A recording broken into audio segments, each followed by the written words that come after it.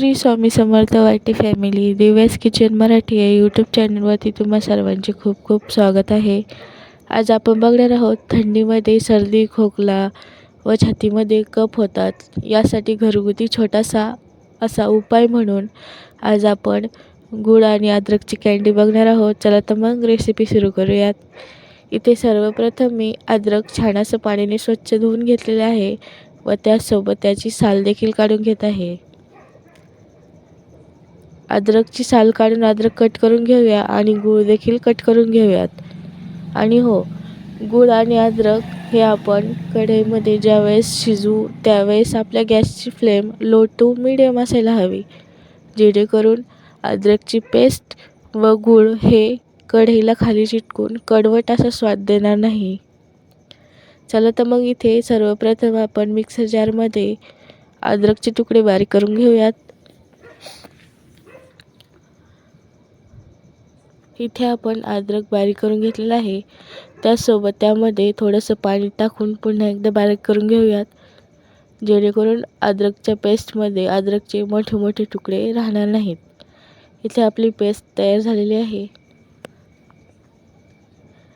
आता आपण ती पेस्ट कढईमध्ये ओतून घेऊयात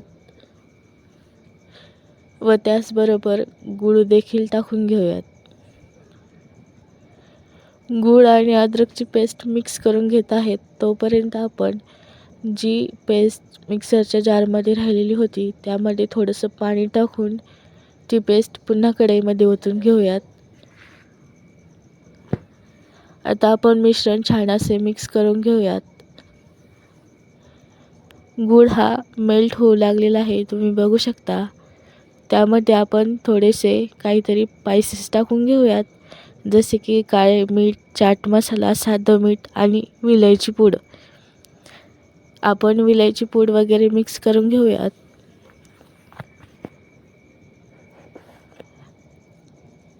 आपला गूळ हा पाकामध्ये कन्वर्ट होत आहे, तुम्ही बघू शकता।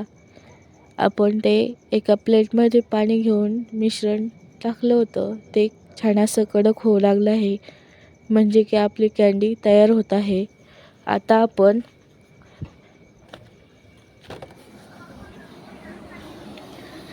कँडीमध्ये तूप टाकून घेणार आहोत, जेणेकरून कँडी वळताना आपल्या हाताला चिटकणार नाही।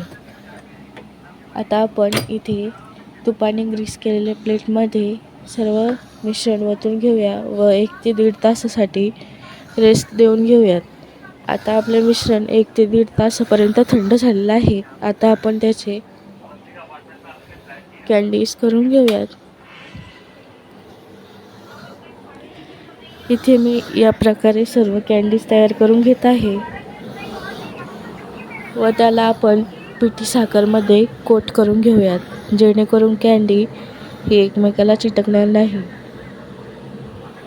अशाच प्रकारे आपण सर्व कँडी कोट करून घेऊया साखरेमध्ये।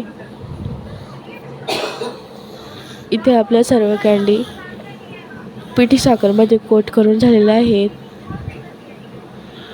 आणि तयार आहेत आपल्या छान अशा सर्दी खोकला व छातीमध्ये होणाऱ्या कफसाठी रामबाण उपाय म्हणून गूळ आणि अद्रकची कँडी तयार आहे।